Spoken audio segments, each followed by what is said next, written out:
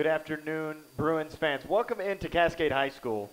We've got the third place Hendricks County tournament game about to take place here, about 10 minutes away from tip-off. Hello, I'm Grant Covey. We welcome you in high above courtside here at Cascade High School. The Bruins fell last night in the semifinal round to a very tough 4A Avon opponent to be the Bruins' third straight loss of the season after winning 4 of their first 5. And now they get a familiar opponent here in the third place game in Plainfield, a team that they have already seen once this year, and that was earlier in the season, their second game of the year, where they faced the Quakers at Plainfield. It was a close game through the first half. Plainfield able to take away. They won the third quarter, and that pretty much won the game for them.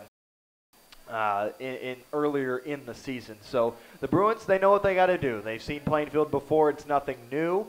They know where they got beat last time, and frankly, it could have been inexperience on the court for the Bruins. They run a lot of new varsity players. If you think back to last year, where they had seniors such as Tyler Watson, Logan Blake, Jared Kiefer, and all. And now you only have one senior on the team. You're a very inexperienced group. Van Slyke and Robertson and Dawson Wolf, really the only returners that have seen varsity minutes. Obviously, Van Slyke, a 2-year starter here for Tri-West, but again, a very inexperienced team, and Coach Bontrager knows that very well. So we're getting you set. Tri-West and Plainfield, the last time the score was 66-52, so Tri-West fell by 14 points, and I would expect a little bit of a different game. I would expect Tri-West to come out very motivated coming into this one. They played great last night.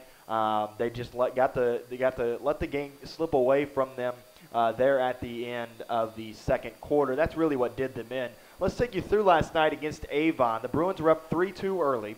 That was their first lead of the contest, was at 3-2 in the first quarter.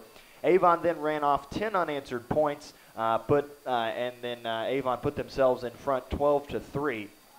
Coach Bontrager used a timeout to rally the troops, and the Bruins rallied back. They led at 18-17 early in the second quarter, and then costly turnovers late in the second quarter allowed Avon to run away with a 42-27 lead at the half. So down 15 going into the halftime locker room. The Bruins would come out of the half. They'd maintain the 15-point deficit. Midway through the third, they would get on a couple of runs, but Avon would have an exact answer for them directly after that. In the fourth quarter, the Bruins failed to score until nearly 2 minutes to play in the fourth quarter. They only managed 4 points in the fourth quarter. They're outscored in the fourth quarter 21-4. They only managed 4 points in the fourth quarter. The Bruins were outscored 17-15 in the first quarter, 25-12 in the second quarter, 14-11 in the third quarter, and 21-4 in the fourth quarter. But let's take you through the Bruins. Yes, they're on a 3-game losing streak.